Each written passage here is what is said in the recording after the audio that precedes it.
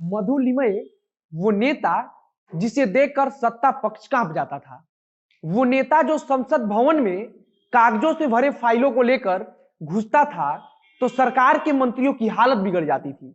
वो नेता जिसकी जन्मभूमि महाराष्ट्र थी लेकिन सांसद बिहार से चुने गए, वो भी एक बार नहीं बल्कि 4 बार।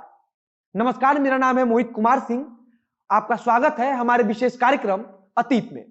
आज 8 जनवरी है और आज के दिन भारत तथा बिहार की राजनीति को प्रभावित करने वाले मधुलिमय की पुण्यतिथि है।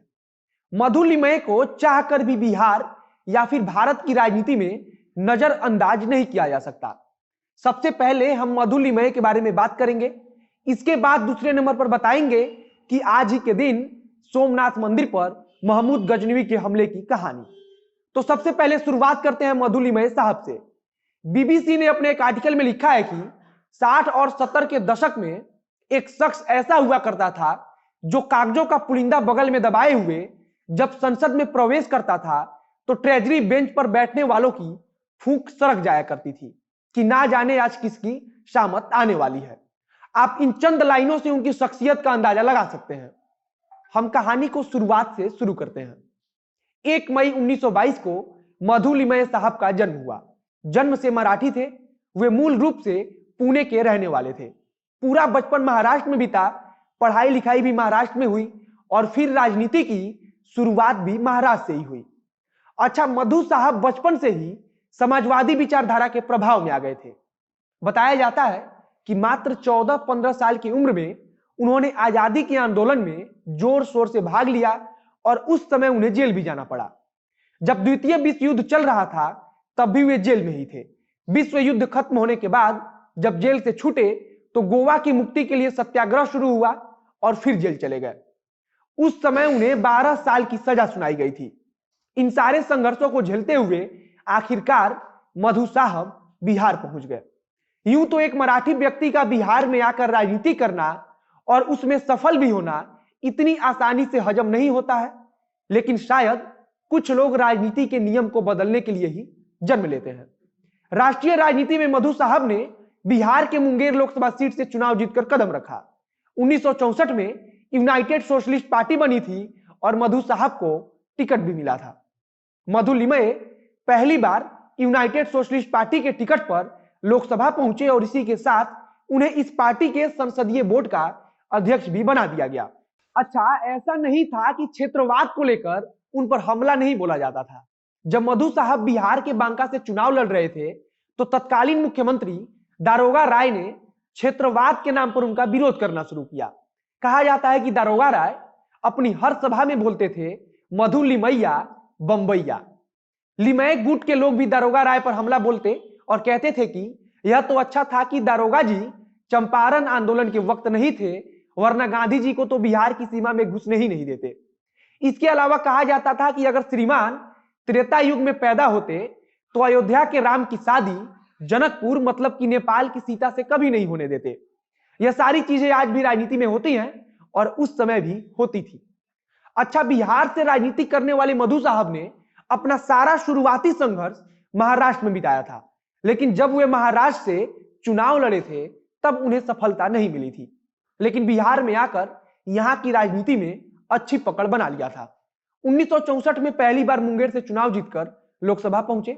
1967 के चुनाव में फिर से यूनाइटेड सोशलिस्ट पार्टी के टिकट पर मुंगेर से चुनाव जीते।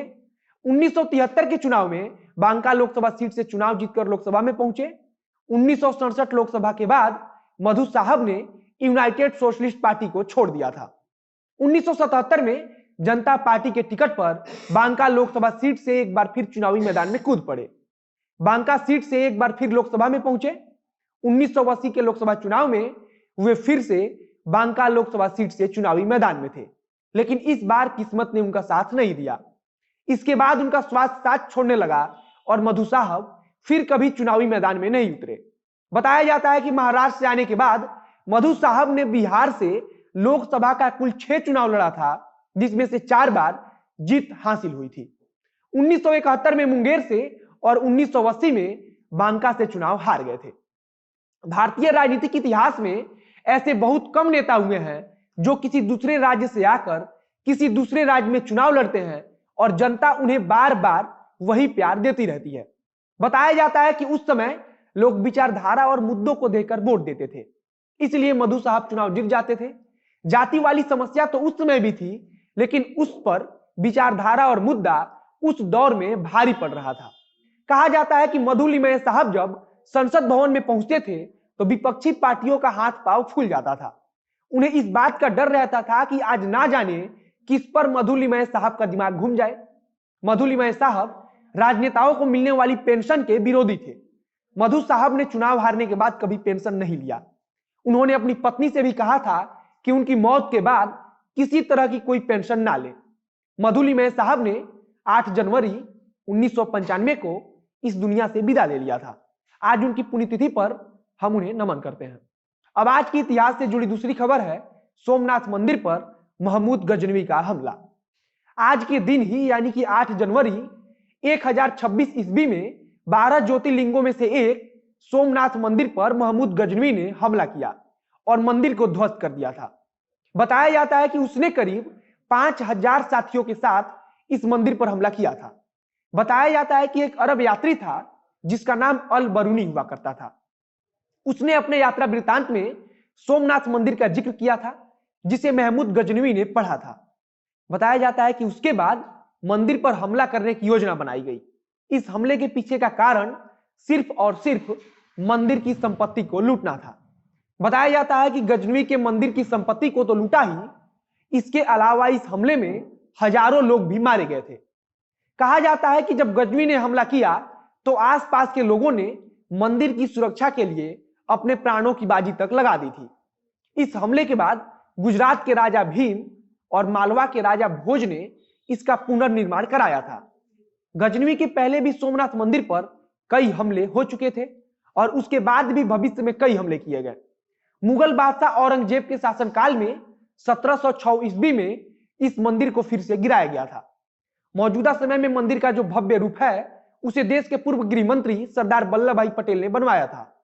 कहा जाता है कि महमूद गजनवी बचपन से ही भारत की धन संपदा के बारे में सुनता आया था और इसी चीज ने उसे भारत पर आक्रमण करने के लिए ललायित किया था।